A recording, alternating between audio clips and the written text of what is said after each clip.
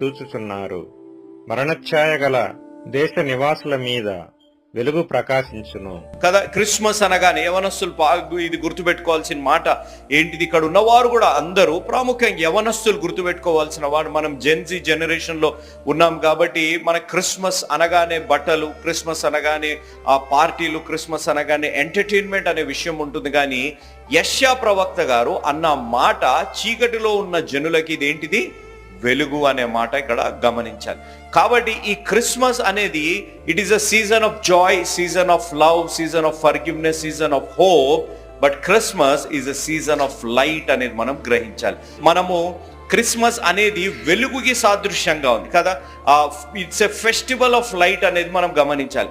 చాలా మంది ఒప్పుకోరు, ఎందుకంటే ఆ ఫెస్టివల్ ఆఫ్ లైట్ అంటే ఈ లోకంలో దేని గురించి అంటుంటాం మనం? ఫెస్టివల్ ఆఫ్ లైట్ అనే మాట దేని గురించి అంటుంటాం? వేరే వాటి గురించి, వీటి గురించి మాట్లాడడం.